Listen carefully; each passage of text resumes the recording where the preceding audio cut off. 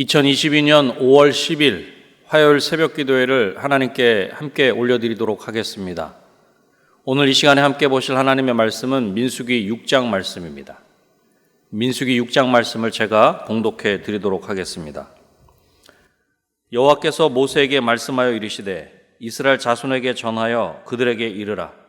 남자나 여자가 특별한 서원 곧 나실인의 서원을 하고 자기 몸을 구별하여 여호와께 드리려고 하면 포도주와 독주를 멀리하며 포도주로 된 초나 독주로 된 초를 마시지 말며 포도즙도 마시지 말며 생포도나 건포도도 먹지 말지니 자기 몸을 구별하는 모든 날 동안에는 포도나무 솟아는 씨나 껍질이라도 먹지 말지며 그 서원을 하고 구별하는 모든 날 동안은 삭도를 절대로 그의 머리에 대지 말 것이라. 자기 몸을 구별하여 여호와께 드리는 날이 차기까지 그는 거룩한즉 그의 머리털을 길게 자라게 할 것이며 자기의 몸을 구별하여 여호와께 드리는 모든 날 동안은 시체를 가까이 하지 말 것이요 그의 부모 형제 자매가 죽은 때에라도 그로 말미암아 몸을 더럽히지 말 것이니 이는 자기의 몸을 구별하여 하나님께 드리는 표가 그의 머리에 있음이라. 자기의 몸을 구별하는 모든 날 동안 그는 여호와께 거룩한 자니라. 누가 갑자기 그 곁에서 죽어서 스스로 구별한 자의 머리를 더럽히면 그의 몸을 정결하게 하는 날에 머리를 밀 것이니 곧 7째 날에 밀 것이며 8째 날에 산비둘기 2마리나 집비둘기 새끼 2마리를 가지고 회막문에 와서 제사장에게 줄 것이요 제사장은 그 하나를 속죄제물로 하나를 번제물로 드려서 그의 시체로 말미암아 얻은 죄를 속하고 또 그는 그날에 그의 머리를 성결하게 할 것이며 자기 몸을 구별하여 여호와께 드릴 날을 새로 정하고 1년 된 순양을 가져다가 속건제물로 드릴지니라. 자기의 몸을 구별한 때에 그의 몸을 더럽혔은즉 지나간 기간은 무효니라. 나실인의 법은 이러하니라. 자기의 몸을 구별한 날이 차면 그 사람을 회막문으로 데리고 갈 것이요 그는 여호와께 헌물을 드리되 번제물로 1년 된 흠없는 순양 1마리와 속죄제물로 1년 된 흠없는 어린 암양 1마리와 화목제물로 흠없는 순양 1마리와 무교봉 1광주리와 고운 가루에 기름 섞은 과자들과 기름 바른 무교 전병들과 그 소제물과 전제물을 드릴 것이요 제사장은 그것들을 여호와 앞에 가져다가 속죄제와 번제를 드리고 화목제물로 순양의 무교봉 1광주리를 아울러 여호와께 드리고 그 소제와 전제를 드릴 것이요 자기의 몸을 구별한 나실인은 회막문에서 자기의 머리털을 밀고 그것을 화목제물 밑에 있는 불에 둘지며 자기의 몸을 구별한 나실인이 그의 머리털을 민 후에 제사장이 삶은 순양의 어깨와 광주리 가운데 무교병 하나와 무교 전병 하나를 취하여 나실인의 두 손에 두고 여호와 앞에 요제로 흔들 것이며 그것과 흔든 가슴과 받들어 올린 넓적다리는 성물이라 다 제사장에게 돌릴 것이니라. 그 후에는 나실인이 포도주를 마실 수 있느니라. 이는 곧 서원한 나실인이 자기의 몸을 구별한 일로 말미암아 여호와께 헌물을 드림과 행할 법이며 이외에도 힘이 미치는 대로 하려니와 그가 서원한 대로 자기의 몸을 구별하는 법을 따라 할 것이니라. 여호와께서 모세에게 말씀하여 이르시되 아론과 그의 아들들에게 말하여 이르기를 너희는 이스라엘 자손을 위하여 이렇게 축복하여 이르되 여호와는 내게 복을 주시고 너를 지키시기를 원하며 여호와는 그의 얼굴을 내게 비추사 은혜 베푸시기를 원하며 여호와는 그 얼굴을 내게로 향하여 드사 평강 주시기를 원하노라 할지니라 하라. 그들은 이같이 내 이름으로 이스라엘 자손에게 축복할지니 내가 그들에게 복을 주리라. 아멘. 민수기 6장은 나실인에 관한 것과 제사장이 이스라엘을 축복하는 내용이 있습니다. 나실인과 제사장은 모두 하나님의 사람으로 하나님께 쓰임받는 사람입니다. 오늘 본문인 민수기 6장을 중심으로 하나님의 사람이라는 제목으로 말씀을 전하고자 합니다. 하나님께 쓰임받는 하나님의 사람은 첫 번째로 자신을 드려야 합니다. 이스라엘의 전통에서 나실인이 되는 길은 크게 세 가지가 있습니다. 태어나기 전에 나실인으로 정해지거나 한평생을 하나님께 바치겠다고 소원해서 태어나거나 사는 동안 하나님의 영에 붙잡혀서 나실인이 되는 경우가 있었습니다. 일정 기간을 나실인으로 살고자 다짐한 사람은 헌신을 서약하는 절차를 밟아야만 했습니다. 그것은 바로 자기 몸을 구별하는 것입니다. 본문 2절 말씀입니다. 이스라엘 자손에게 전하여 그들에게 이르라. 남자나 여자가 특별한 소원 곧 나실인의 소원을 하고 자기 몸을 구별하여 여호와께 드리려고 하면. 여기서 자기 몸을 구별한다는 것은 자신을 격리시킨다는 의미가 있는 것으로, 자기 몸을 구별하여 여호와께 드린다는 것은 자신을 격리하는 것이 하나님을 위한 것임을 분명하게 말씀하고 있는 것입니다. 이 구별에는 자신을 다른 사람들과 구별하여 다른 모든 이에게 허용되는 행동을 스스로 자제하여 하나님께 거룩해진다는 의미가 있는 것입니다. 그래서 나실인으로 살고자 서약하는 자들은 하지 말아야 할 것이 있었습니다. 곧 술을 마시지 말고 삭도를 머리에 대지 말며 시체를 가까이 하지 말아야 하는 것입니다.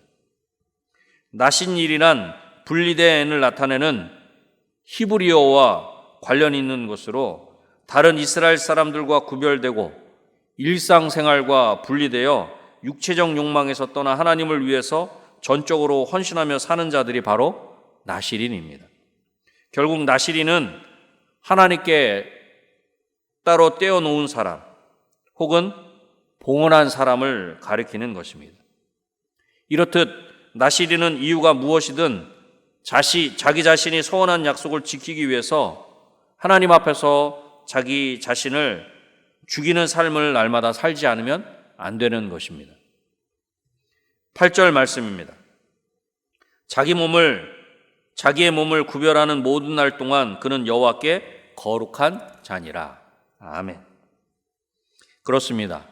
나실인이 하나님을 위해서 구별된 삶을 살았듯이 성도로 부름받은 우리 그리스도인은 예수 그리스도를 위하여 몸된 교회를 위하여 구별된 삶, 거룩한 삶을 살아야 하는 것입니다. 우리 자신을 하나님께 온전히 드려 구별된 삶을 살아가는 저와 여러분이 되시기를 주님의 이름으로 축원합니다. 하나님께 쓰임받는 하나님의 사람은 두 번째로 성실하게 행해야 합니다. 본문 13절 말씀입니다. 나실인의 법은 이러하니라. 자기의 몸을 구별한 날이 차면 그 사람을 회막문으로 데리고 갈 것이요. 나실인으로 헌신의 기간이 끝나고 나실인이 아닌 일반적인 모습으로 돌아가려고 할 경우에도 일정한 절차를 밟아야 했습니다. 이 절차는 거룩함을 벗는 의식입니다. 헌신하기로 작정한 기간이 다 찼으면 회막문으로 나아가 번제물, 속죄제물, 화목제물을 차례로 드려야 했습니다. 또 삭도를 대지 않았던 자기의 머리털을 밀어 화목제물 밑에서 타고 있는 불에 태워야 했습니다. 자기의 머리털을 회막문 앞에서 미는 것은 거룩함에서 벗어나는 과정을 상징하는 것입니다. 이렇게 하고 나면 제사장이 나실인으로 사는 헌신의 기간이 종료되었음을 공식적으로 알리는 것입니다. 그렇습니다. 나실인으로 살아가고자 할 때에도 자기 몸을 구별하여 드렸으며 이제 나실인으로 살아가는 기간이 끝날 때도 하나님께 제사를 드리고 이에 맞는 모든 절차를 행해야 했다라고 하는 것입니다. 21절 말씀을 보겠습니다. 이는 곧 서원한 나실인이 자기의 몸을 구별한 일로 말미암아 여호와께 헌물을 드림과 행할 법이며 이외에도 힘이 미치는 대로 하려니와 그가 서원한 대로 자기의 몸을 구별하는 법을 따라 할 것이니라. 아멘. 이것이 바로 자기의 몸을 구별한 나실인이 지켜야 할 법으로 하나님께 드려야 하며 그대로 행해야 하는 것입니다. 하나님 앞에 서원하여 나실인이 되었다면 약속한 것을 지켜야 하는 것입니다. 그리고 나실인으로 헌신하는 기간이 끝날 때도 모든 것은 말씀하신 절차에 맞게 행하는 것으로 끝내야 하는 것입니다. 시작할 때도 그렇고 끝날 때도 그렇게 행해야 하는 것입니다. 사랑하는 성도 여러분, 맡은 자가 구할 것은 충성인 줄로 믿습니다. 시작할 때도 충성되게, 끝날 때도 충성되이 감당해야 하는 것입니다. 나시린으로 시작할 때도 성실하게, 나시린으로의 삶이 끝날 때도 성실하게 행해야 한다라고 하는 것입니다. 하나님께서 맡겨주신 일에 최선을 다하며 성실하게 감당하는 저와 여러분이 되시기를 주님의 이름으로 축원합니다.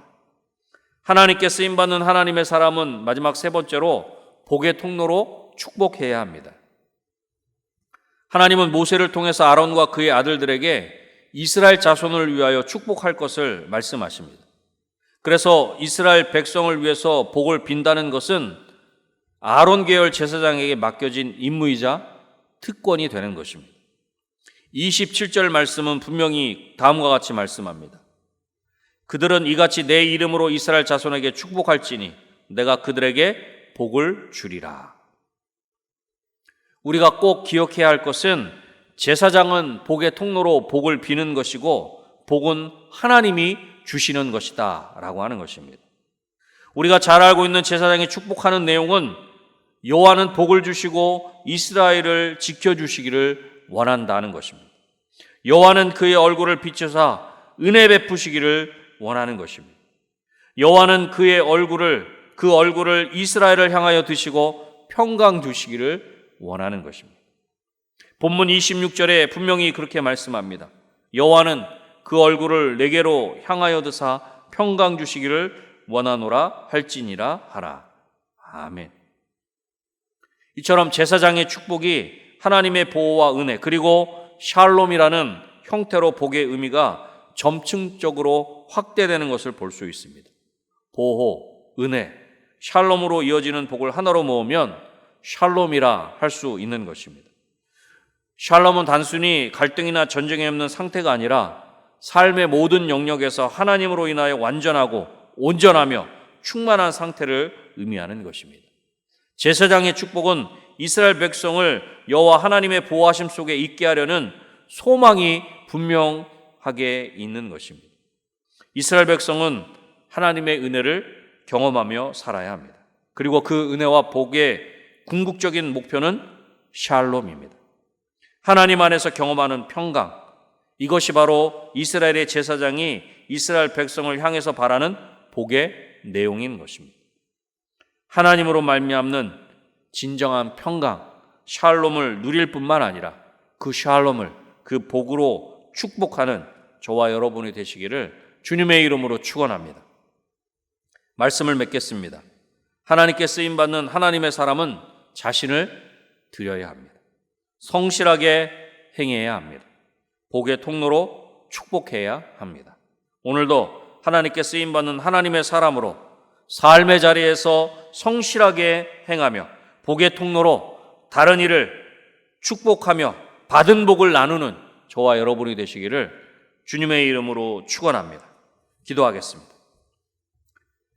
하나님 아버지 감사합니다. 나시린과 또 제사장이 하나님의 사람으로 하나님 앞에 쓰임 받은 것처럼 이 시대를 살아가고 있는 저희들을 하나님이 부르셔서 하나님의 사람으로 저희들을 사용하시는 줄로 믿습니다.